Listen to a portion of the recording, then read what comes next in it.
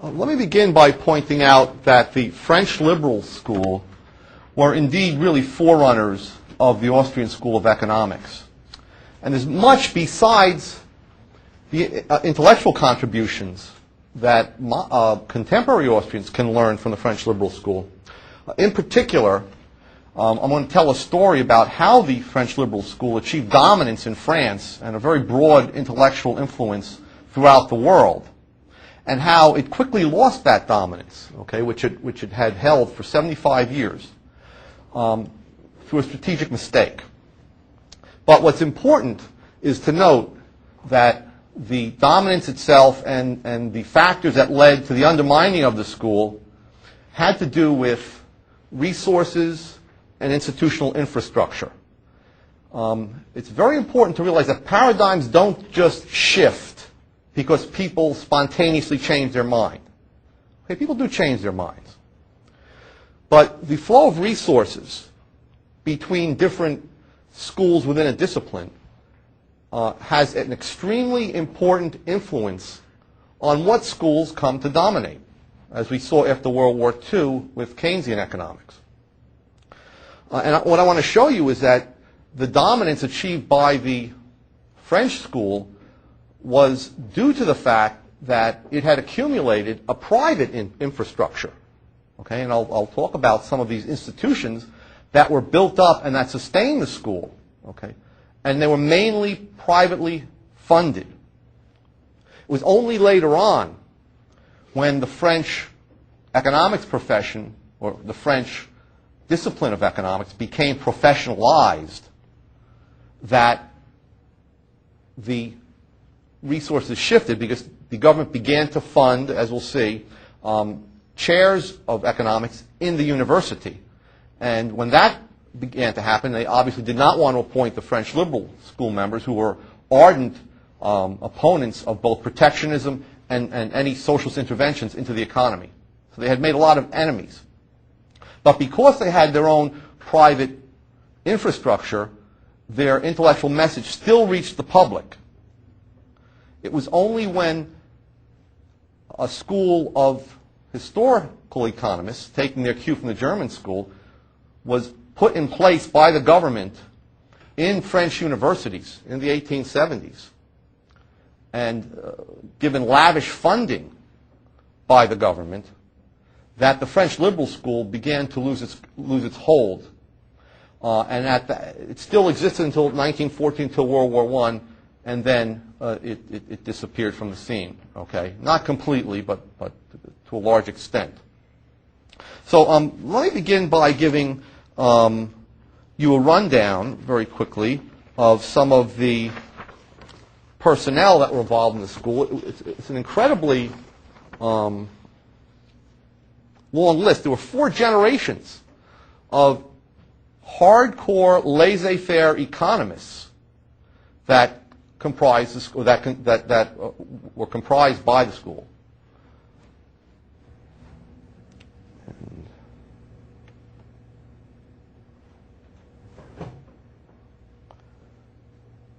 The main influences on the school were Richard Cantillon, Condillac. You'll have to bear with me on my pronunciation of French. I had 4 years of it, but many years ago.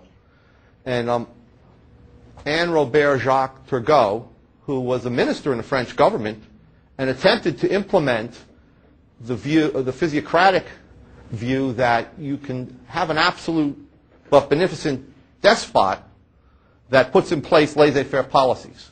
He was fired after a year. So we know that doesn't work. The actual founder of the school was Jean-Baptiste Say, a brilliant man, and someone who has been unfairly and neglected in the history of economic thought, and painted as a mere popularizer of Adam Smith on the continent. To some extent, he bears some of the blame because he did not want to acknowledge, for example, Turgot, because Turgot was too tied in with the physiocrats, or so Say thought. So he played up Adam Smith as his mentor. But if you read his great treatise on political economy, which was published in 1803, You'll note the influences of Cantillon, not so much Condillac, but also Turgot. The second generation was when the school really flowered. We had a radical liberal, Charles Dunoyer, a favorite of Murray Rothbard's, who was even more hardcore than Say. Okay. Oh, there was also someone who was older than Say, but wrote his treatise after Say, who was a proto-praxeologist, meaning he wrote his treatise on political economy as one volume in a multi-volume set that was labeled A Treatise on the Will. That is, economics was the result of action directed by volition. And I highly recommend Tracy's treatise on economics. Pellegrino Luigi Edoardo Rossi was an Italian who then came to France, got French citizenship, and then left to become the French ambassador to the Vatican. He was assassinated. He was the minister. He left. He became later on, after being the French ambassador to the Vatican, he was later assassinated as the minister of Interior of the Papal States. Okay, a few months after he assumed that position. Another reason why you have to stay away from government. And then let me just quickly go through a few more, and I'll put some faces to these names in a moment. Cherbulier wrote a number of treatises. He was a Swiss of French extraction. Jerome Adolphe Blanqui. Okay, there was a lot of intermarriage among these economists. Most of them, as I'll show you, did not hold academic positions. There really was there were no university chairs in economics. It was all in medicine and law and letters. Okay, until the 1870s. And that's why it flourished, precisely because the Napoleonic universities did not have the science of political economy. In fact, Napoleon was afraid of the science. Okay, he suppressed Say's book. And there was a number of others. One notable in the third generation was Michel Chavelier, who was a brother-in-law of Joseph Garnier, who we'll see is a central figure. Okay, and also of another French economist, Paul Wolowski. And Chevalier concluded the first free trade agreement with Great Britain.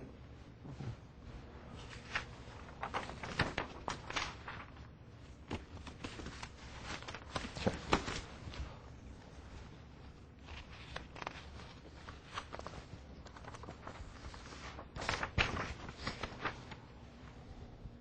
Did I miss Bastiat? Yes, there he is. Okay, Bastiat, obviously, Murray called him the central figure. Murray Rothbard, in his History of Economic Thought, called Bastiat the central figure. He wasn't the most sophisticated theoretically, though he knew the theory, but he was a great expositor of many of the doctrines of the school. And he did make some original contributions.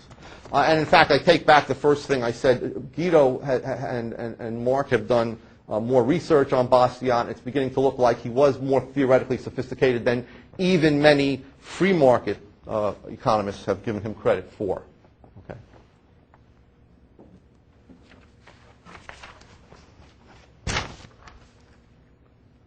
Okay. Joseph Garnier was the brother-in-law of Blanqui, but he most importantly co-founded the Society of Political Economy and was a long-term editor and one of the founding editors of the Journal des Economistes. Okay, and I'll talk about some of these institutions and various publications and so on. Okay, all of these things were private. Okay, they weren't funded by university dollars. Many of these economists were also working in private industry and accumulated enough wealth to keep a vibrant movement going. Okay, the Austrian Maurice Bloch was one of the first French economists to recognize the importance of marginal utility. He was the first one to name it in French, le moindre jouissance, which means the least enjoyment. And he defended pure theory against the German, British, and French historical schools. In fact, he was fighting against the German historical school at the same time Menger was. Even before Menger, he was writing against the German historical school. He was German, of German extraction, lived in France, and could read German. Okay, Then, of course, we have the first anarcho-capitalist, who also was a Belgian, Gustav de Molinari, who became, after Garnier, the editor of the Journal des Economistes. I might point out the first economist ever to win a Nobel Prize was a French liberal economist, Frédéric Passy. He co-founded the International Peace League, and he won the Nobel Peace Prize in 1901. So that actually was the first economist to win a prize. Okay, he was hardcore laissez-faire. And then there was finally the fourth and last generation. There was a financial statesman, Leon Say, who was Say's grandson. He was the Minister of Finance for a long period of time and also became President of the French Senate. Okay. Might also mention that there was a great system builder who wrote a 4-volume treatise on economic theory, Paul Louis-Beaulieu, who wrote an enormous number of books. He was a system builder in the same sense as Mises and Rothbard and so on. He wrote on everything: labor economics, imperialism, public finance, distribution theory, collectivism, population, and the modern state. I highly recommend his book on the modern state. It is in English, and his book on collectivism is pretty good. But he foresaw much of what the public choice people have rediscovered about the state. Though he was probably he began to retreat from the hardcore positions. In fact, he was in favor of imperialism. He wasn't in the beginning, but then towards the end of his life, he became a little discouraged when he saw a few business cycles that he couldn't explain, and he thought that the French needed to find export markets and to compete with the Germans and British in doing so. One of my favorite guys, Yves Guyot, the Paris City Councilor and French Minister of Public Works, wrote many articles, pamphlets, and books on morality, on the morality of competition, on socialism, protectionism, the psychology of prostitution, financial crises, and economic theory. Wasn't the deepest thinker, but was very well known throughout the world.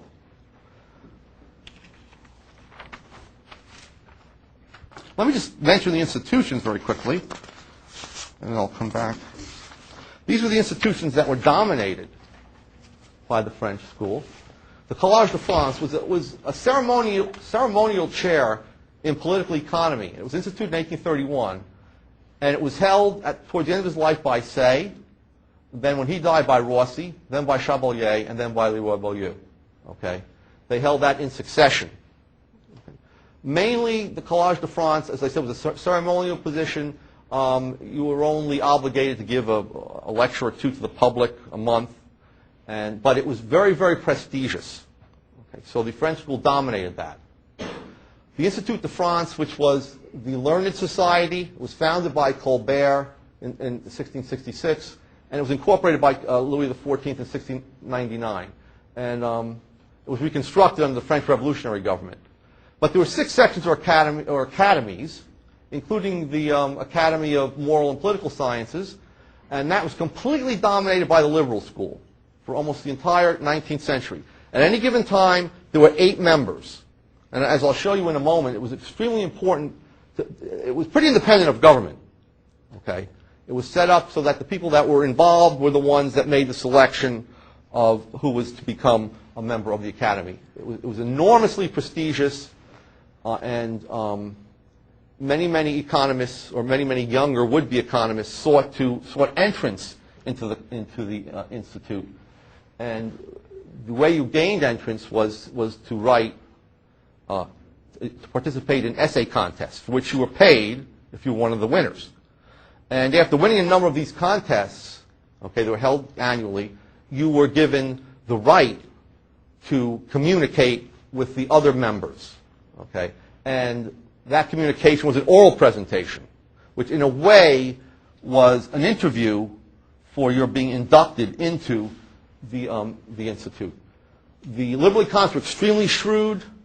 They made sure the prizes were very high, enough to sustain the essay writers, to sustain their livelihood, okay, while they tried to become members of the institute. So they built up a core of liberal economists that way.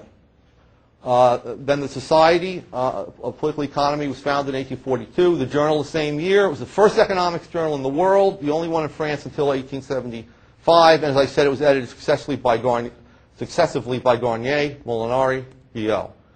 There was an English counterpart to The Economist called Économiste Française, French Economist, which was edited by Leroy Beaulieu. He started it, he funded it, it was private.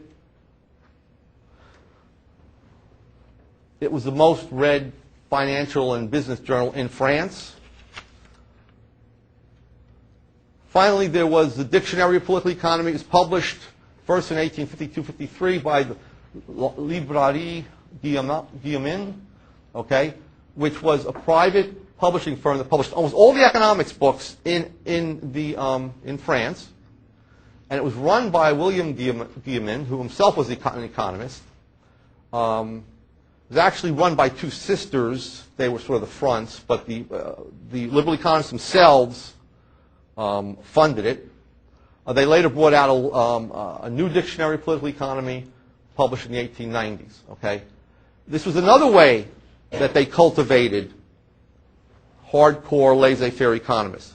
They became editor. And the library Guillemin also edited, which is William. Also published the Journal des Économistes. So they used the young liberal economists who were vying to get into the institute as editors to supplement their income. Okay, so it was all done privately. This is an incredible and little-known story about how a paradigm established itself and maintained itself. Okay, completely privately, or almost completely privately. Okay, let me just give you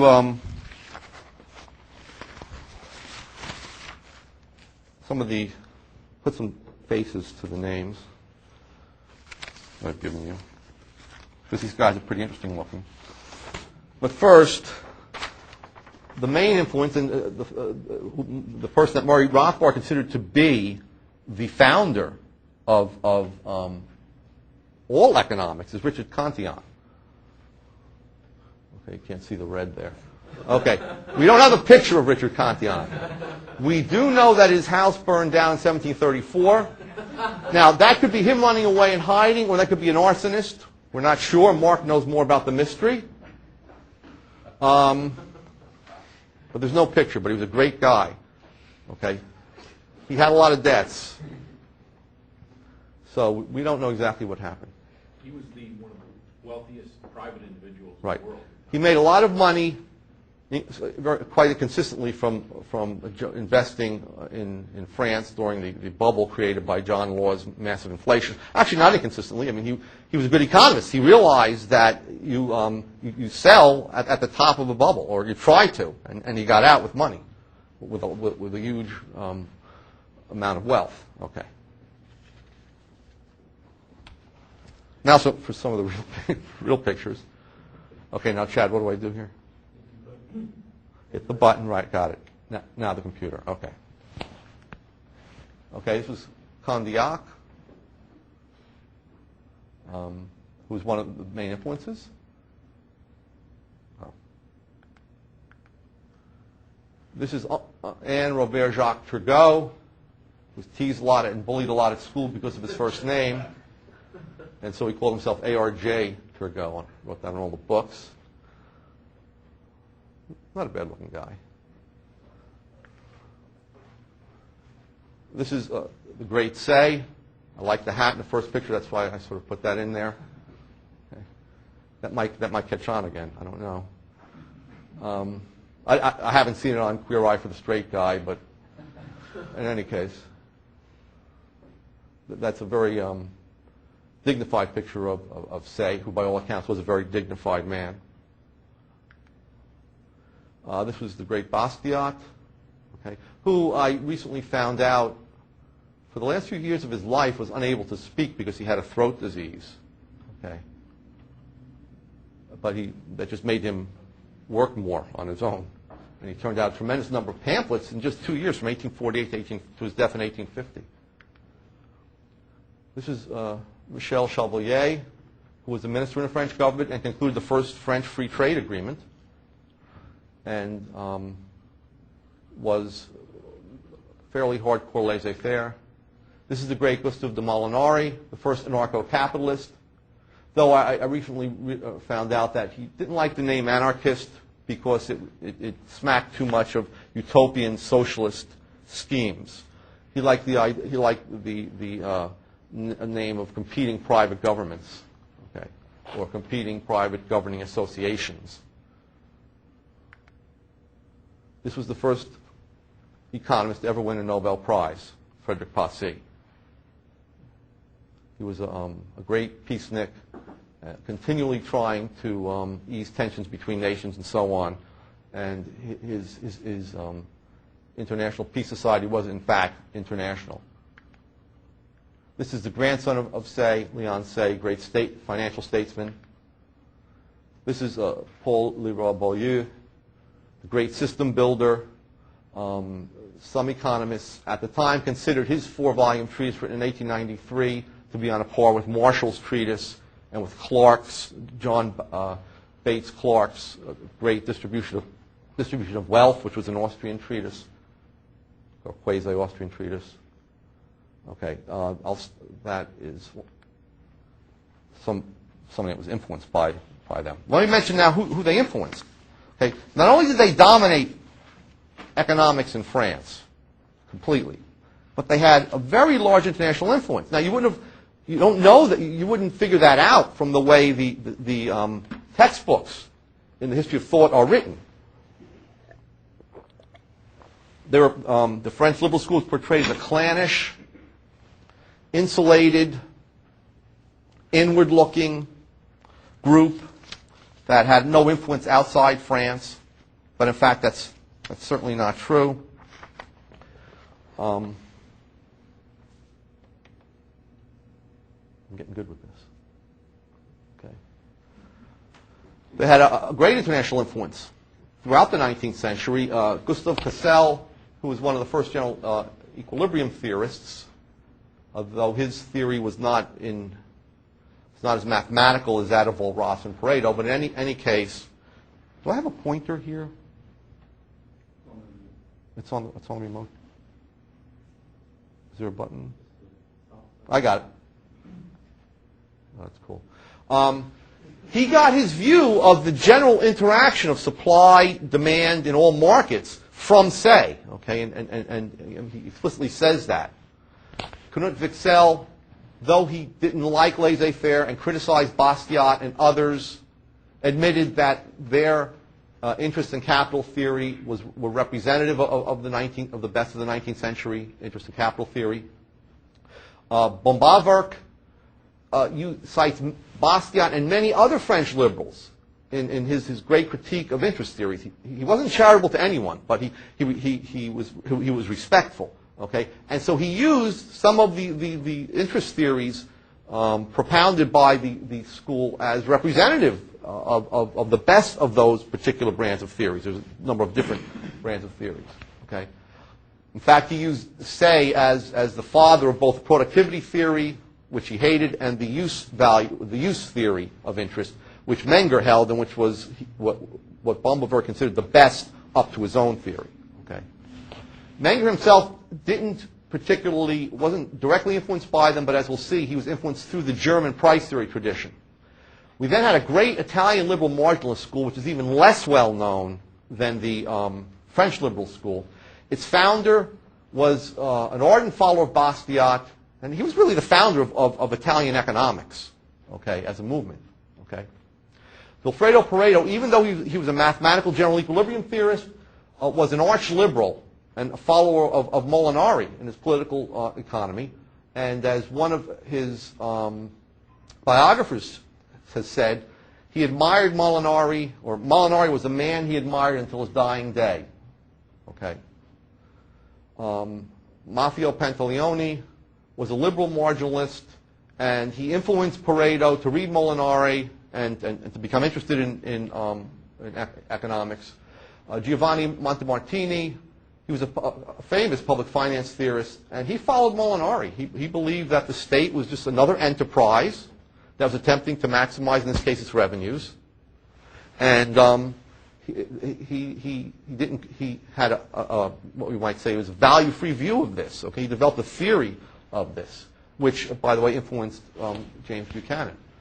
Finally, there was Augusto Graziani, who led a revival of the liberal school fortune suffered in Italy in the 1880s. But Graziani combined the best of the liberal school with the Austrian school, with especially von Bawerk. He was a follower of von Bawerk and wrote a number of books and became a great laissez-faire Austrian economist. There were a number of German price theories, beginning with price theorists, beginning with Karl Rau, who wrote Rau's textbook was written in the 1820s or even earlier and went through numerous editions. It was based on Say's treatise. Okay, Herman, the same thing. His book was based on Say's treatise. Van Mangold developed Say's analysis of entrepreneurship. Okay, and Scheffler was a very strong. Albert Scheffler was a very strong influence on von Bawerk and also on Mises, even though Mises doesn't mention it. Scheffler was the first one. He wrote a book called The Quintessence of Socialism. No one else, up to that point, when he wrote this book in the 1860s, or I believe, or early 1870s, had defined exactly what socialism was. And in a short book, Scheffler said he took all the socialist programs, the utopian socialists, he went through every single one, and he said what is common to all is collectivist property.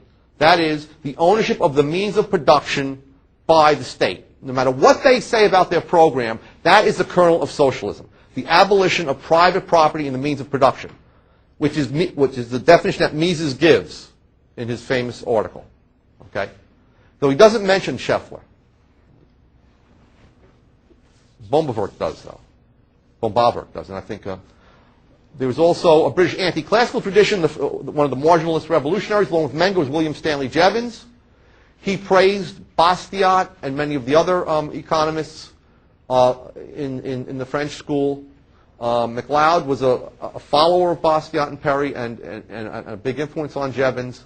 And William Hearn was the first Australian economist and completely followed the French school. Okay.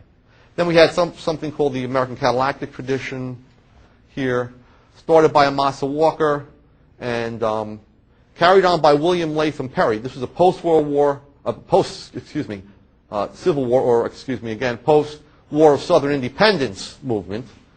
And William Latham Perry was the leading American economist and textbook writer from the third quarter of the 19th century. His textbook went through many, many editions. Okay, and let me just show you the put some names on faces to the names. What am I doing? Oh, yeah, right. Okay, thank you. Okay, this was Pareto, who some people say late in his life became a fascist. That's not true. He always was a radical liberal. In the early days, the fascists took over. They were experimenting with different types of economies, and they were implementing laissez-faire policies. And Pareto agreed to Mussolini's request that he serve on an unofficial committee. The people that claim that Pareto was a fascist are people that no doubt follow Keynes or Frank Knight, who, as I'll show you later in the week, were indeed fascists. This is Maffeo Pantaleone, just coming from a meeting with his consigliere. Cameraman was later, the guy who took this picture was later found floating in the Po River. But in any case, great liberal. And this is the Luigi Einaudi, who became finance minister in Italy after the war and became the president of the Italian Republic after the war. Okay, so the Italian liberal school had a long existence. Okay. He was a friend of Mises and also a founding member of the Mont Pelerin Society. I think that's the last one. Okay, this is the evil guy. We'll get to him later. Okay. Okay, given the influence that the school had, actually, let me just put up a few quotations from different members of the school, which gives you a flavor of their passion for liberty. Okay, and of the depth of understanding of the market. I got it here. Now, this was written in 1817 by this Tutor Tracy. So society is purely and solely a continual series of exchanges. It is never anything else in any epoch of its duration, from its commencement the most unformed to its greatest perfection. And this is the greatest eulogy we could give to it, for exchange is an admirable transaction in which the two contracting parties always both gain. And this is his own emphasis. Commerce is the whole of society. It is equally true that an exchange is a transaction in which the two contracting parties both gain. Whenever I make an exchange freely and without constraint, it is because I desire the thing I receive more than that I give. And on the contrary, he with whom I bargain desires what I offer more than that which he renders me. Okay. I mean, this is anticipating Menger by over 50 years, this analysis of exchange. And it's anticipating Mises by even longer, the whole idea that commerce and the social division of labor is the core of society. When several of us agree to execute any labor whatsoever in common, whether to defend ourselves against an enemy or even to make a bridge or road, it is because each of us prefers the particular utility which will result to him from it to what he would have been able to do for himself during the same time. This is the notion of opportunity cost. Okay? Remember, he wrote a treatise on the will. Okay? So this is before Wieser and Bombaverk worked out the notion of opportunity cost in its most perfected form. It is this innumerable crowd of small particular advantages unceasingly arising which composes the general good and which produces at length the wonders of perfected society. This is Rothbard. When people say that there are externalities throughout the world, that the government should be taxing here and subsidizing there, Rothbard says, what's wrong with that? All society is one large externality, the fact that we cooperate together. Okay? We cooperate in competition. We cooperate in voluntary organizations. Okay? The fact that Mark invests his money helps me because it raises my real wages. Well, should I have to pay him for that? No, these are these small advantages that grow up from a market society, and that was seen by Tracy. Finally, he says, when the public authorities, he's talking about price controls, when the public authorities impose universal price controls, I interpolated that, then society ceases and universal brigandage begins. We may say in the strictest sense that society is dissolved, for there is no longer any free exchanges. That's Mises. With universal price controls, you no longer have monetary calculation, and there's an abolition in fact, and not just as a metaphor, of society. A few quotes by Bastiat. Self-interest is the mainspring of human nature. It must be clearly understood that this word is used here to designate a universal, incontestable fact resulting from the nature of man, and not an adverse judgment as would be the word selfishness. So he distinguishes between the two. The perpetual longing of personal interest is to quiet the needs, or more generally, the desires through satisfaction. Okay? This is very, very Mengerian. Economic law acts in accordance with the same principle whether they apply to the great masses of men, to two individuals, or even to an isolated individual constrained by circumstances to live in isolation. So in other words, Robinson Crusoe economics can yield us true laws about the economy. And then we can work up to the interaction of individuals. Okay? This is the method of Rothbard, the method of Mises, the method of Menger. Okay? And Bastiat has seen that it's the correct method and seized on it. Regarding the state, he says the state will always act through means of force. Okay? He says always, even though he's not an anarchist, he realizes that. Okay? He doesn't pretend it's some kind of a club or that people have formed some sort of social contract. State will always act through means of force, imposing its services and determining the services people must pay in return under the form of taxes. So taxes are coerced. The problem then boils down to this. This is where he waffles a little bit. What sorts of things do men have a right to impose on their fellow men by resorting to force? I have no right to compel anybody whatever to be religious, charitable, learned, or industrious. But I have a right to compel him to be just. Precisely because government action implies resorting to force, and this is the waffling, such actions must be essentially limited to maintaining order, security, and justice. Okay? Well, the point is that the government is resorting to force. So you have something over and above society that is forcibly siphoning resources from it, diminishing society, and causing it to become more disorderly. Bastiat couldn't solve that problem, how to get around that. Two more. These are the later French liberals. Maurice Bloch, who was a French-Austrian. He says, the French liberal school bases economic science on the study of man living in society, striving to satisfy his material and immaterial wants. This brings together Menger and Bastiat. They both started off with the wants of human beings. The ensemble of these wants constitutes human nature, and it is from their reactions, the one upon the other, that economic laws proceed. The first of these laws is this: man tends to obtain the greatest possible result with the least effort. The second law is that man will make no effort to obtain that which will give him no material or moral satisfaction, that which is useless or disagreeable, which he cannot exchange for some useful object or for a service rendered. Now, it was said that I'll talk about this in a moment, that the French school collapsed because it could not absorb any new, any innovations in economic theory, nor could it itself initiate such innovations.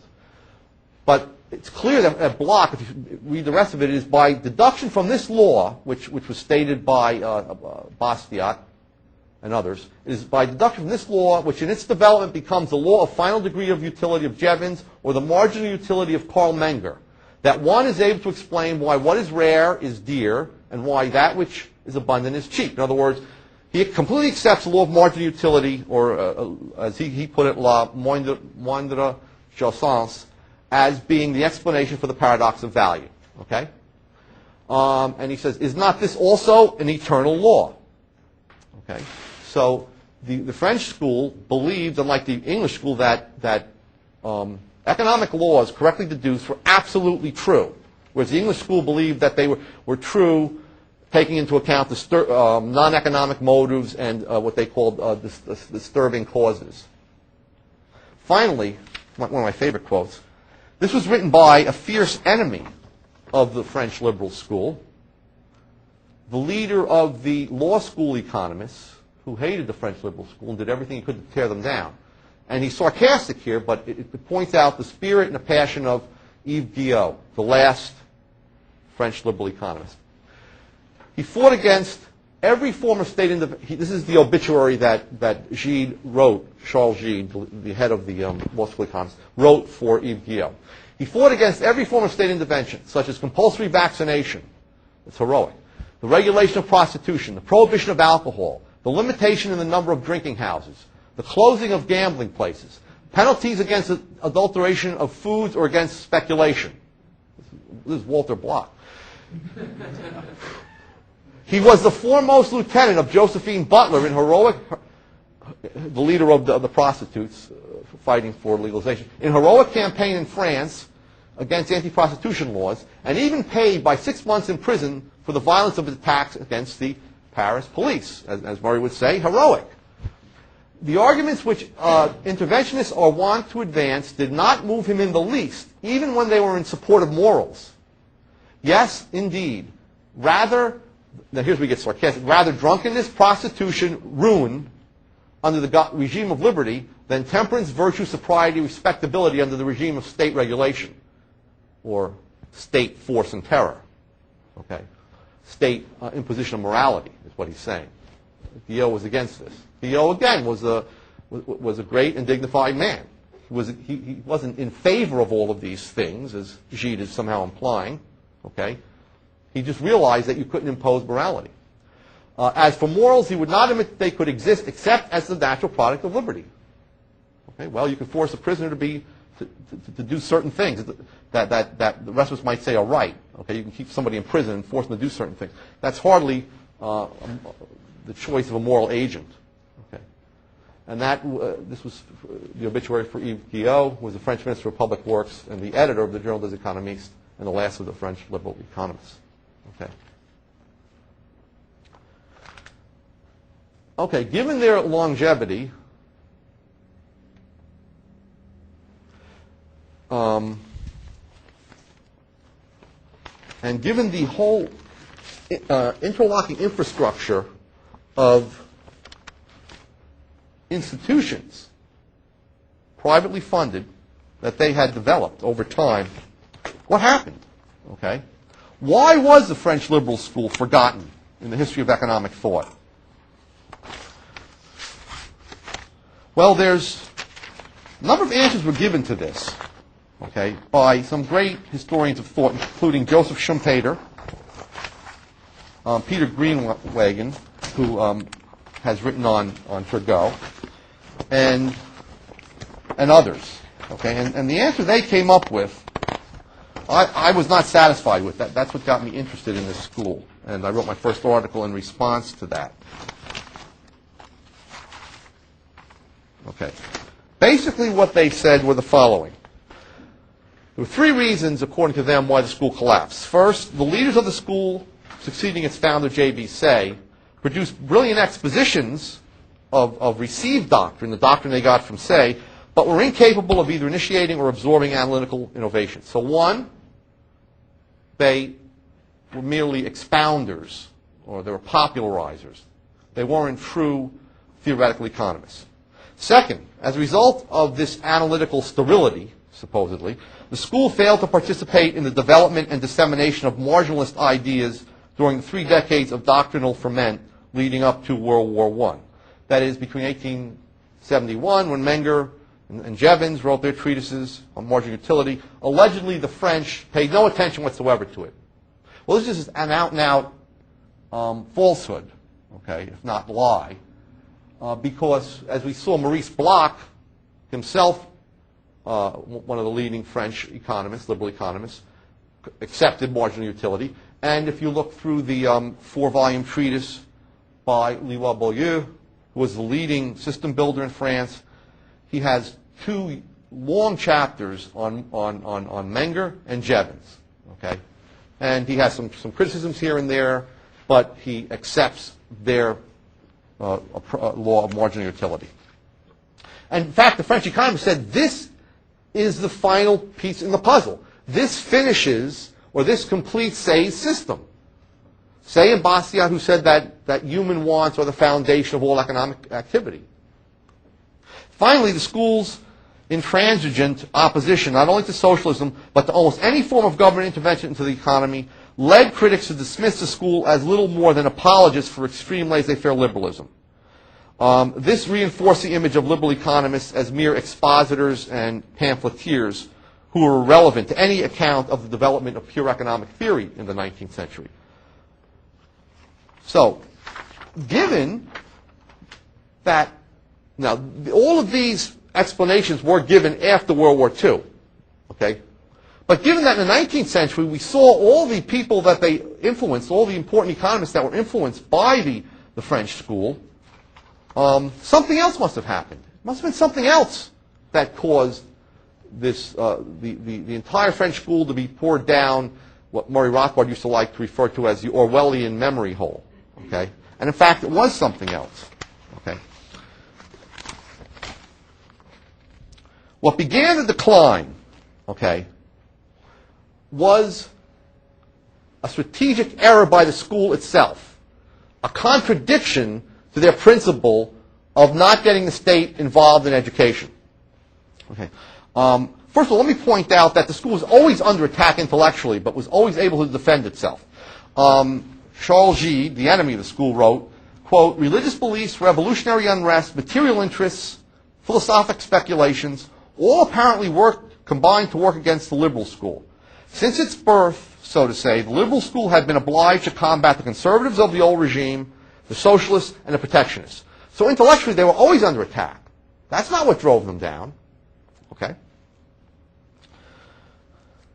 Unfortunately, beginning in the late 1850s, the school began to push the government, the French government, to establish chairs of political economy in the law faculty, because they felt that France was a second-rate nation.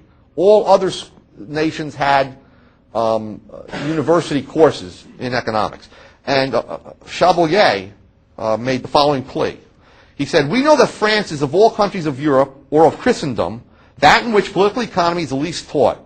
There are but two professorships, the one public, that of the Collège de France, and the other restricted to a special class of functionaries attached to the School of Works. There were a few technical schools, which the French school also dominated. The higher school of commerce and business, the School of Roads and Bridges. There were low-level economics courses taught there, all manned by the French school. Okay. Everywhere else, whether in Europe or America, each university has at least one chair of political economy. This will be found equally in Russia and in England, in Prussia and in Spain. The little kingdom of Portugal supports 3 professors of political economy." So, now why is Chevalier suddenly pushing the government to fund chairs? He's doing that because he feels that with chairs in the university, the liberal school will get more prestige and be able to fight socialism and protectionism better. Okay, so he's going against principle. Okay, trying to use means that the principles of the liberal school would not countenance. Okay, now what they did in 1863, they approached the Minister of Public Instruction, who was a moderate liberal and liked the liberal school, Victor Duray, and hated the socialists. Okay, they asked him to create these chairs in political economy. He instituted the first one in 1863 in the law faculty in Paris, but the government wouldn't give him funds to put the chairs in all of the various universities. In fact, Duray said that this was his most important reform of legal education, because they put them in the law faculties. Because, and I'm quoting Duray, "it introduced an academic discipline that would help inoculate young men against the dangerous utopian dreams that had attracted so many in 1848. Okay? In other words, during the revolution of 1848 and the disorders when the socialists and communards, no, just the socialists, that was 1870, when the socialists attempted to take over in Paris. Unfortunately, Duray opened Pandora's box, okay? Because Duray was dismissed in 1869. And after he was dismissed, of course, someone who was not sympathetic to liberal schools put in place as Minister of Public Education. And in March 1877, the government decreed that political economy be taught in each of the 13 law faculties in France, and that all students be obliged to take the course. So, the liberal school thinking, well, we're the only economists in France, as soon as this took effect, they were ecstatic. They even began to name who was going to get what position. Unfortunately, something they overlooked, okay, possibly because they were not familiar with the university bureaucracy. What they overlooked was that university statutes dictated that any chair in a law faculty could only be filled by what was called an agrégé en droit. This degree of an agrégation de droit, which was something of law. I mean, I don't know how exactly to translate it, but it's even beyond the doctor of law. It took 2 to 3 years of study beyond the doctorate of law, devoted exclusively to Roman and French law. Okay. And then you had to take a competitive examination. Okay, not one of the liberal candidates was an agrégé, meaning more than a doctor, this 3 extra years, and only 2 or 3 were doctors of law. And only in rare instances were the doctors of law allowed to hold chairs in law faculties. So who did most of the new chairs go to? They went to lawyers. Do lawyers like economics? No. In fact, as Charles Gide, the leading law faculty economist, pointed out, and I'm quoting him, their legal studies, above all in Roman law, had familiarized them with the German Romanist literature. Now, he's talking about the law faculty economists, and especially with the historical perspective of jurisprudence, of which Savigny was the most famous representative. They were therefore naturally inclined to consult German economic literature and disposed to understand and approve of the same historic method applied to economics. Moreover, a young man who has studied law seriously for 10 years, okay, you're not going to give up this view that the lawyer is all-powerful, that lawmaking is what makes society. And in fact, he will be little apt to accept the principle of the liberal school, which maintains the fewer the laws, the better, and that to have no laws whatever were best of all. A lawyer will not be apt to relish the doctrine of laissez-faire. It is necessarily antipathetic to his modes of thought. In all times and in all countries, but perhaps more distinctly in the history of France than elsewhere, the lawyers have been the natural supporters of the government, and even in a certain sense, the founders of the modern state. Now, Gide is all in favor of this. The new professors of economics in the faculty of law were thus drawn by their intellectual training, and even by their profession, into a path opposite that of the liberal school. So overnight, you had historicist, interventionist, social democratic school of economists growing up. Okay? This is unprecedented in the history of economic thought. In other words, there was a paradigm shift. It wasn't brought about purely intellectually. It was brought about by a shift in resources, in property. Okay? So Gide went on, the majority of the economists in the faculties of law must be considered as interventionists to about the same degree as German professors who used to be called socialists of the chair. So in other words, they immediately became socialistic to the same extent as their German historicist mentors. Okay? So this is one of the most remarkable episodes in doctrinal history. Okay? Almost fully grown from the brow of Zeus, as it were, this school emerges in France. Okay? And it was all caused by the strategic error of the liberal school in pushing for government financing of economic education. Okay? So what happened? Now this is why the liberal school has been forgotten. The first, almost immediately, lawyers like to write, and they began publishing on economics. The first economics professor to publish was Paul Covez, who was the Paris law faculty member. He publishes 2 volumes of his lectures. And in it, he denied the existence of natural laws in economics and advocated Friedrich List's system of protectionism. Okay? The liberal school was livid. Okay? They responded to the challenge with vehement attacks on the work in their Journal des Economistes, and they supposedly even tried to have the author removed from his chair. Okay? In 1883, Gide who became the internationally recognized leader of the law faculty economists, published his famous Principles of Economics. Went through more than 20 editions in France, and went through many editions in the United States. It was translated to English 3 times. Okay? Now, this is a man who hates the liberal school. So what is he going to say to English and American economists in the translation? You're going to get a view of the school that is extremely distorted. Okay. He was generally sympathetic to the German historical school, Gide was. And let me just find my pointer here. I'll show you his picture.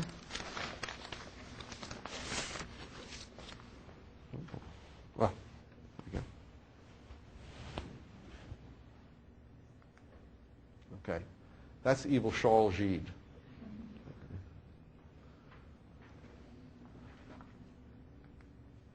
As I said, sympathetic to the German historical school.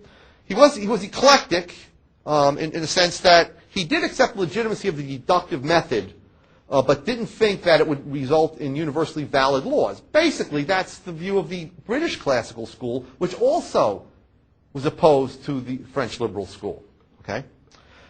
In important areas of policy, he did diverge radically from the liberal school. Okay? He questioned the legitimacy of private property and land, supported an income tax, and looked forward to the suppression of competition and the wage system by something that he called solidarism, okay, or a system of cooperative production.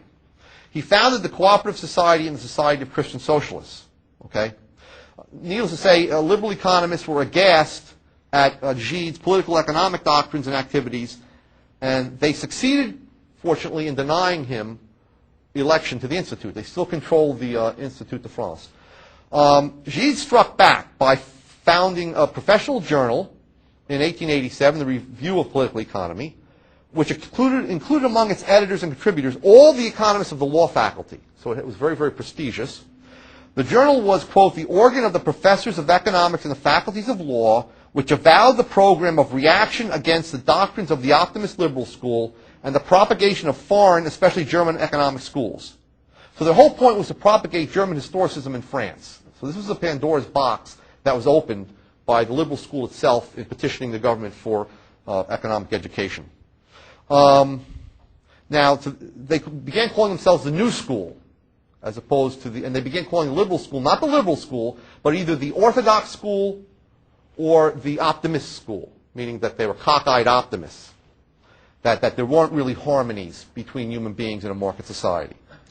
Okay, to the New School, the founding of the Review and the unprecedented international call for papers, which they put out a call to German economists and everyone else for papers, represented what they called a work of hygienic cleansing, dusting energetically moth-eaten economic furniture, opening wide the doors and windows to freshen the musty atmosphere, and introducing a flood of sunshine and pure air from the four corners of the world. What they're saying is the liberal school was a closed, insular, provincial group who defended orthodoxy and would not allow ideas from the rest of the world in, which was not true.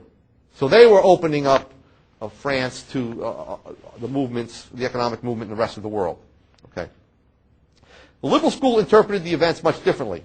Okay. From their perspective, the new journal was an ill-considered and really a dilettantish endeavor to transplant German historicist ideas into an inhospitable French intellectual environment. Okay. And very interestingly, writing in 1893, the German-born Maurice Bloch, we talked about, the French-Austrian, who was a naturalized French citizen, he remarked as follows. Monsieur Gide and his colleagues founded their own review, but they had trouble in sustaining it and called foreign economists to their aid, especially German writers. Do they really imagine that it will suffice to read from time to time a fragment of Schmoller, of Brentano, or of others of that shade of thought in order to penetrate the spirit of men so different from themselves? Then I pity them. They will labor in vain. And they never really became historicists. He points out something else Bloch does. He says, Monsieur Gide speaks like a Catheter socialist, that is a German socialist of the chair. And yet, one cannot know their doctrines well if he does not know the language. And the more so because the doctrines are constantly being modified. Most of the French, these people have gone to school for 10 years to learn, Roman and French law. They didn't have time to study German. They didn't know German. Okay, but yet they were trying to introduce their doctrines into France. Okay, all right. So these rancorous relations between the two schools existed up until World War I. Okay, the French school became the New School, so-called New School, became more and more powerful. In fact, Gide boasted in 1907. Okay, now he was writing many articles in American and English journals by this time. Okay, in the Quarterly Journal of Economics and other journals. He boasted, the law faculties have almost a monopoly of economic teaching, okay, by 1907. Political economy or its cognate studies, including finance, rural economy, and labor legislation, are taught by about 40 professors, all of them anti-liberal school, to about 8,000 students, okay, all of them future barristers, magistrates, civil servants, deputies, or professors, okay? Well, the paradigm shifted. The property, to use a Marxian term, the property relation shifted. Because tremendous amount of resources and a tremendous institutional structure was given, in effect, to this alternative school. Now, let me, so I'm running out of time here, explain how things more or less wound up, or how the view of the liberal school as being insignificant, as being simply popularizers, as being mean, insular, uncomprehending of new doctrines and so on, how that gained currency in the United States and in Great Britain. Okay, there's much to be said on this. Let me just say very simply, in Great Britain, keep in mind that even after Jevons wrote in the 1870s, he didn't really found the school. There was H.D. MacLeod, who I said was a follower of Bastiat, who Jevons praised. but he was eccentric and did not have an academic position. Hearn was in Australia, another follower of Bastiat. Jevons left only one individual who really developed his thought as well as the Austrian thought, Philip Wicksteed. Wicksteed was a great economist, but also did not have an academic position. So between 1870 and 1890, classical school was collapsing, the British classical school, and they had been enemies of liberal school. And even though Jevons tried to rehabilitate the French liberal school, he was unable to do so. Okay? Mainly because a British historical school grew up. Okay? Most famous representative was Cliff Leslie. There was also John Kells Ingram and a few others. So during that 20-year period between when Jevons wrote and when Marshall published his great Principles of Economics in 1890, not great in the sense that most people think it's great. I don't. During that time, the historical school came to dominate, and they hated the French liberal school even more than they hated the British classical school, which they had destroyed. Okay? Because at least the British classical school admitted that, well, economic laws aren't eternally and universally valid, whereas the French school said the exact opposite. Okay? So they were even more opposed to the French liberal school. So the French liberal school already had a bad press in Great Britain. Then when Marshall did take over, what did he do? He downgraded the French liberal school. Okay? He tried to combine a little marginal utility theory from the Austrians with, or integrate it into the Ricardian Mill paradigm and tried to rehabilitate Ricardo and Mill. In fact, Marshall said things like the following. Marshall argued that the French and German economists, and he was referring to the Austrians here, as well as the French liberals, quote, on the whole, had not done nearly so much good work as the English. He also dismissively characterized Bastiat as, quote, a lucid writer but not a profound thinker, unquote, and denigrated the laissez-faire implications of Bastiat's welfare analysis, meaning that when anyone exchanges, both people are better off and therefore society is better off. He characterized this as, quote, the extravagant doctrine that the natural organization of society under the influence of competition is the best, not only that can be practically effected, but even that can be theoretically conceived. Okay, well that's our welfare theory. That whenever people exchange freely, both, at least ex ante, gain. Okay, and we cannot conceive of a society in which that occurs. Another form of society in which that would also occur. So Marshall is completely wrong in claiming that the doctrine is extravagant. In any case, so Marshall himself downgraded the French liberal school. Situation in the United States very quickly also turned out to be developing in an anti-liberal direction, despite the fact that, as I pointed out, the main post-Civil War school of American economists was the American Catallactic tradition, which was based on Say, Bastiat, and Destutt Tracy. In fact, Destutt Tracy was Jefferson's favorite economist. He supervised the translation of his treatise on political economy, as well as also having later Say's treatise translated into English. Okay, so in fact, Say's book was used as a college text up until the 1880s in the United States. But despite that, what happened is that in the 1870s, again, this was a negative thing, economics became professionalized. Okay? 2 chairs in economics were established, independent chairs were established at Yale and Harvard. Before that, economics was part of moral philosophy. Okay? The people who got those chairs, I won't go into a lot of detail, were basically William Graham Sumner, who was a great guy, but was also a follower of the British classical school, a guy named Henry Dunbar, and another individual who was also anti-liberal, okay, and pro-British classical school. They taught and raised up 3 great theorists who dominated the teaching of economics in the latter part of the 19th century, into the 1920s. Frank Taussig was one, Arthur T. Hadley was another. J. Lawrence Laughlin was the third. Okay, Hadley became the president of Yale University. Wrote a textbook, basically intending just to update Mill's principles of economics. Okay, criticized Bastiat as an example of the type of individualist who is, quote, prone to assume that private property would necessarily be managed in the public interest and is in danger of treating the increase of such property as a good in itself instead of a means to the public good. And he also marginalized Bastiat as, quote, the brilliant French economist whose economic harmonies are sometimes as overstrained as the economic antinomies of socialists like Proudhon. So he thought of himself as a moderate, rejecting the extreme liberals and the extreme socialists. Taussig was an enormously influential teacher, writer, and editor. He edited the Quarterly Journal of Economics from 1896 to 1935.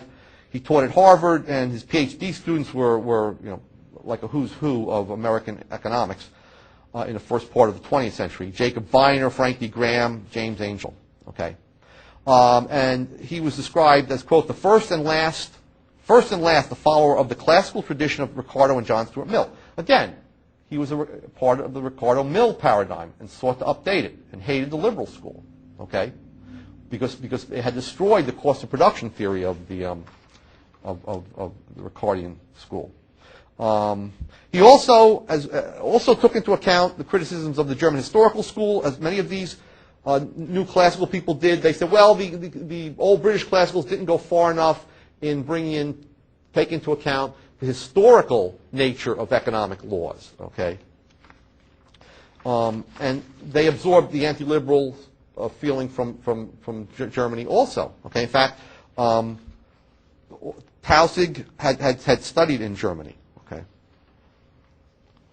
and last was Laughlin, who was the head of the University of Chicago's economics department, and he was the founding editor of the JPE. He was a follower of Mill and thought that John Cairns was the soundest theoretical guide. Cairns wrote a long article. John E. Cairns, supposedly the last of the British classicals, wrote a long article attacking Bastiat, okay, as not being value-free. Okay, so these were the people that dominated American economics. What happened in the 1880s, you had a new school arising consisting of historicists who all studied in Germany, Richard T. Ely, E.R. Seligman, and so on. These people were even more anti-liberal than these the new classical people that had the chairs. And what they did was that in the 1880s, they started the American Economic Association, and in it they, let's see,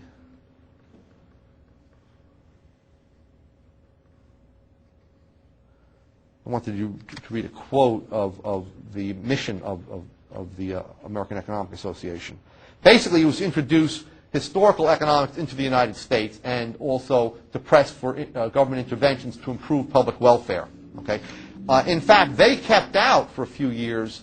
They kept out William Graham Sumner. They wouldn't allow the people they considered to be orthodox economists in. Okay, but eventually. That all changed. By 1887, there was a rapprochement between the classicals in the United States and these German-trained historical economists, and what you got was a combination of sort of Marshallian classicism with a little bit of historicism. It wasn't real historicism. And to make a long story short, there was no room for the liberal school. Okay, now, the last part of the lecture, which is designed to just talk a little bit about the literature that reached the United States, that was translated into English, okay, from French. Okay, basically, most American and English economists did not speak French. Okay, but after the Marginalist Revolution, many countries were involved in developing an economic theory. So understandably, American and British economists were eager to keep abreast of the latest scientific developments and innovations emanating from the continent, especially Germany and Austria, but also France. Okay? Since they lacked fluency in foreign languages, they basically depended on translations of important foreign books, as well as publications in professional journals of survey articles by foreign authors that did speak English, and other communications by continental economists. Well, who became the main correspondent in France to the United States? Charles Gide. He wrote a number of articles attacking and distorting the doctrines of the liberal school. Okay. One of the first books to be translated into English after the Marginal Revolution was one by Luigi Cassell, who was a German, or rather an Italian follower of the French historicist school, and he was sort of a mixture, a moderate historicist who also liked Ricardo.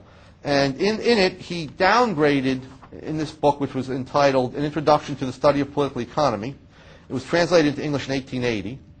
And he downgraded the French because they exalted, the French liberals, because they exalted the French economists J.B. Say, Charles Dunoyer, and Michel Chevalier, okay, while they denied Ricardo's merits and belittled Mills. Actually, he's talking about the Italian liberal school, so there was a fight in Italy also, okay.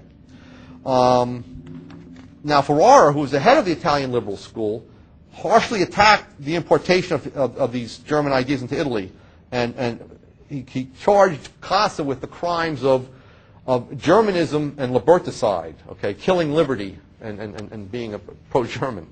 But anyway, so Cassell was bitter, and in his book he attacked both the Italian and French liberal economists. Okay.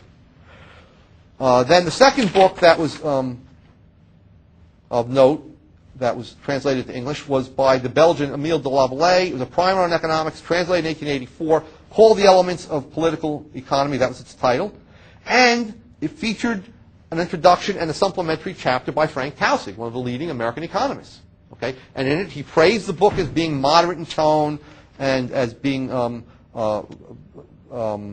having economic views that are in strong sympathy with those who declare themselves to have broken loose from what may be called the classic system. Okay. He also referred to the school, Taussig did, of Lavallee as a moderate school. Okay. He says, Lavallee, like most German writers and unlike most French writers, is not a decided adherent of the laissez-faire principle. Okay. All right, so that was the second book. Again, there was attacks on the liberal school. Two more books really formed a lasting impression in American and British economics of the liberal school.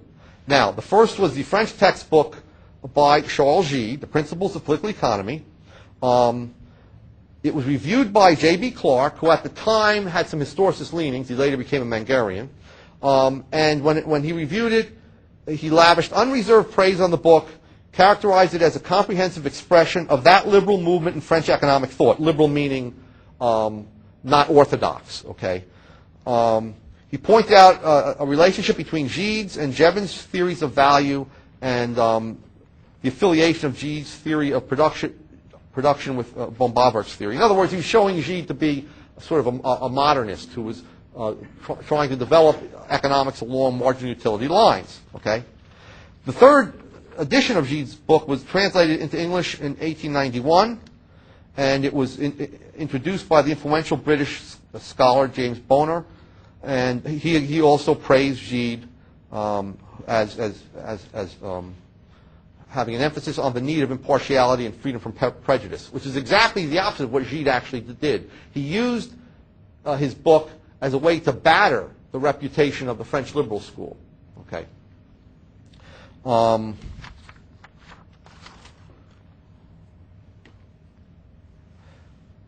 As I mentioned, this book was retranslated twice more, once into English, once in 1905 and then again in 1924. That's how popular it was in the United States. And in it, Gide criticized the French school in the following terms, the liberal school. He devoted a section to it in which he alleged the liberal economists deny, with some haughtiness, that they constitute a school, and, quote, claim to represent the science itself, unquote. Gide summed up the very simple doctrine of the liberal school as follows. Human societies are governed by natural laws which we could not alter one jot, even if we wished, since they are not of our own making. Moreover, we have not the least interest in modifying them, even if we could, for they are good, or at any rate the best possible, unquote. In other words, he claimed that the liberal school is Panglossian, that we live in the best of all possible worlds. Okay, then even more damaging to the reputation of the French liberal school in English, in the English-speaking countries, was the History of Thought book, which was written by Gide and his fellow law faculty economist, Charles Riest, okay, who later became a friend of Mises and a defender of the gold standard. But at that period, he was a law faculty economist and a bit of a historicist. It was first published in France in 1909, and the second French edition was translated into English in 1915. And it was called The History of Economic Doctrines from the time of the Physiocrats to the present day. The seventh French edition appeared in 1947, and the second English edition appeared, which was newly retranslated, appeared in 1948. The book was actually used in American universities until the 1960s. In fact, my father actually had a copy of it, used it in his History of Thought class. Okay. All right, I don't have to go into much more detail except to say that according to Gide and Riest, the authors, they no longer call the school the liberal school, they call it the optimist school. They claim that the school soon abandoned the task of scientific investigation and developed a propensity to use economic discourse to rationalize the ethical postulate that social interest is simply the sum of the individual interests, all of which converge in a harmonious whole, unquote. Okay. Well, they didn't give you any theory, though, to back this up.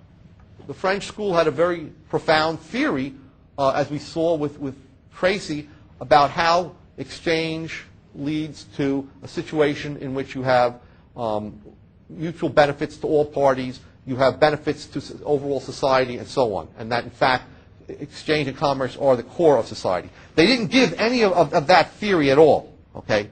They basically grouped together the later liberal economists as Mill's successors, the successors of John Stuart Mill, so that all they needed to do then was to give you Bastiat's. They just went over Bastiat as being the prime liberal economist. Okay, they didn't give you any of the later innovations that the French liberal school had come up with.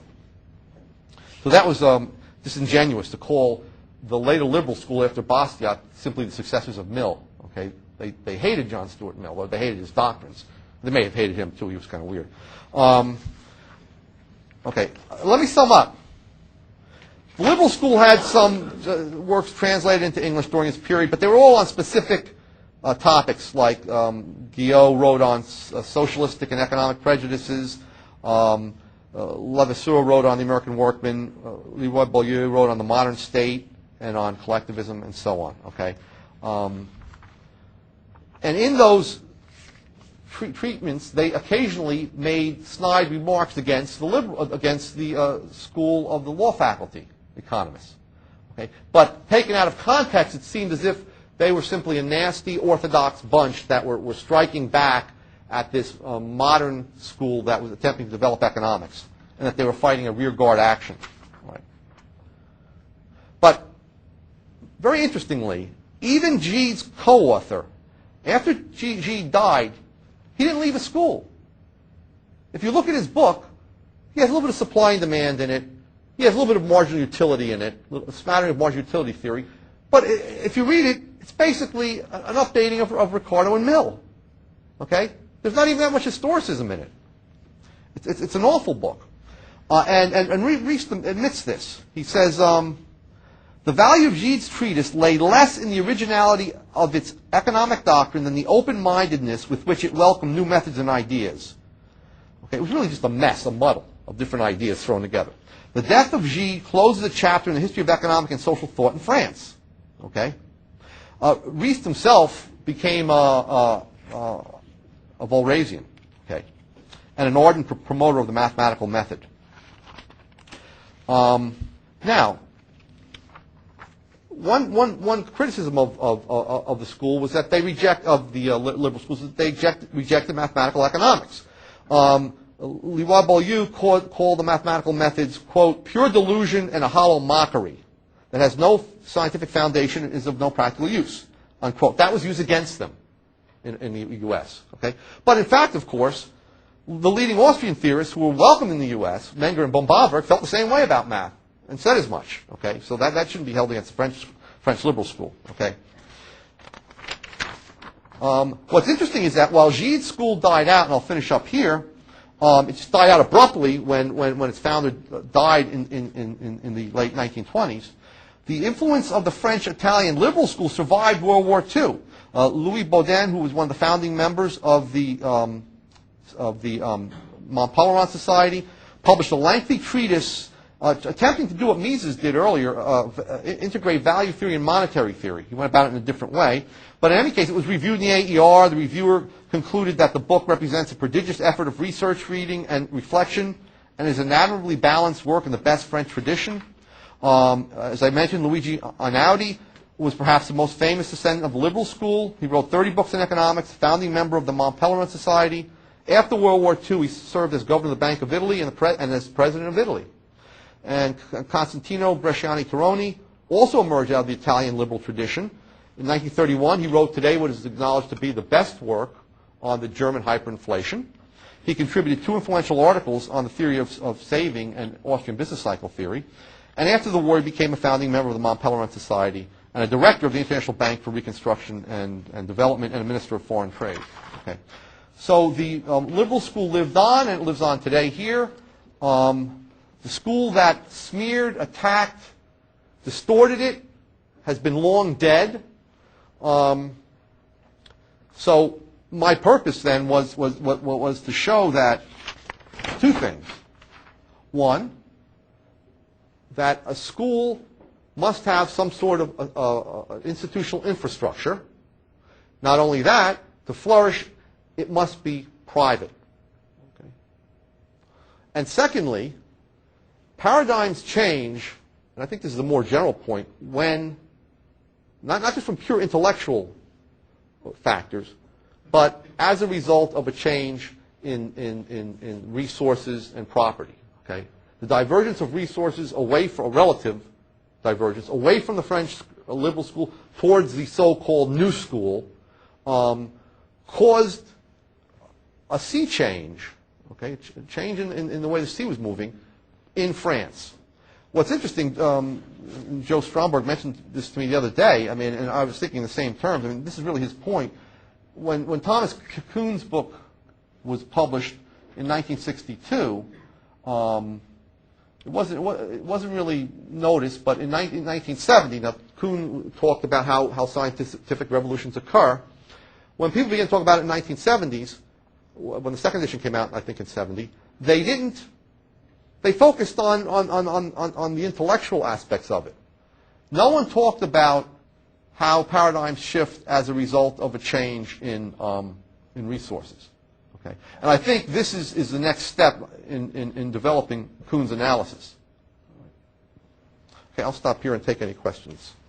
We have 5 minutes? Thank you.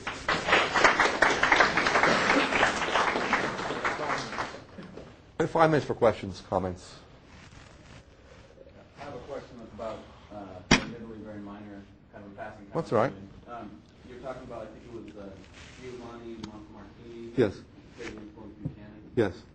It was my impression that Witzel, who I think you also listed, was also pretty influential in Buchanan thinking. Yes. How do you compare the different contributions to his work? I'm not enough of a public finance theorist. That's not my specialty to know. There are articles in which that is done, in which in fact, Buchanan, I think, writes. There's a paper where he writes on his influences, both from Wicksell and the Swedes and from the Italians. But he does point out that he's significantly influenced by Italian public finance theorists. I'm not enough to know. I don't know the nuances. Okay. Questions? Yeah, Mark. Joe, have you come across anything which indicates what the French liberals thought their demise came from? You know, did they attribute it to their own mistake, or did they attribute it to something else? No, they attribute it to a movement towards socialism and interventionism that they themselves, cannot stop. In other words, they don't attribute it to. They do nowhere in the literature. I read French, but not enough, not fast enough to read through some of this stuff. But nowhere in what's been published in English have any of them pointed out that what Gide pointed. I mean, Gide is right in saying that we have 8,000 students now.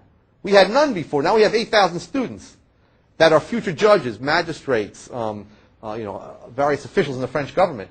Okay, he pointed. He did, but I think they resisted that notion. I think they had this notion that, well, it's the quality of arguments that will change the intellectual debate. Okay, they became at the end they became very, very despairing over mass democracy, and in his book on the modern state, Louis Beaulieu, who many of them were pro-French Revolution, early French Revolution, but he says something like, well, maybe the only type of state that can work in a large nation is a constitutional monarchy. And the monarchists were always trying to get him. He used to run for office and so on, trying to get him to join their party. He never would. He always stayed with the Republican Party. But the Republicans, the radical wing, were mass Democrats. They kept wanting to broaden the suffrage, and he was against that. Okay, he thought that sort of the grand bourgeoisie, those who were upper middle class, should be the voters. I mean, he had an idea of a very narrow suffrage. Yes? One of the criticisms of the French liberal school was that they thought they were positively right and wouldn't change their theories and right. so forth. Right. And that strikes me as a criticism that needs to be answered. Or Right. How do they know they're right? I mean, what's the... Well, I don't think they were completely right in their economic theories. They were developed just as Menger wasn't completely right. I mean, let's put it this way. Mises has always said that, human beings are fallible and that their theories must be continually subjected to relentless scrutiny. So even Mises believed that there should be an interaction of independent minds checking one another's theories. And there was with the French school. There was a big debate when Molinari came out with his theory of anarcho-capitalism, or of competing private governments. They allowed it, even though most of them were opposed to it, they allowed it to be aired in the Society of Political Economy and in the Journal of Economists. And they allowed both sides space to argue their points. Okay, it was really just Molinari on one side. And later on, there was debates over Menger and so on. So that was ongoing. That was a what we might call a distortion or caricature of the school, that they all held the same view rigidly and refused to change it. You can just see from Louis Beaulieu's works from the 1860s onward, he lived until 1916, him changing his mind on various things. Okay, and it's the same smear is made against the Austrians. Oh, how do you know you're right? Okay, well, you can be certain about certain things without being infallible. Okay, there is certainty in the world. Okay, you know you're sitting on a chair there. It's not something that doesn't, emerges from your imagination. You're sitting on a chair. There's certain things we can be certain of. We know the demand curve slopes downward and so on. Yeah. Okay. And we're also certain that time is up. Okay, thank you.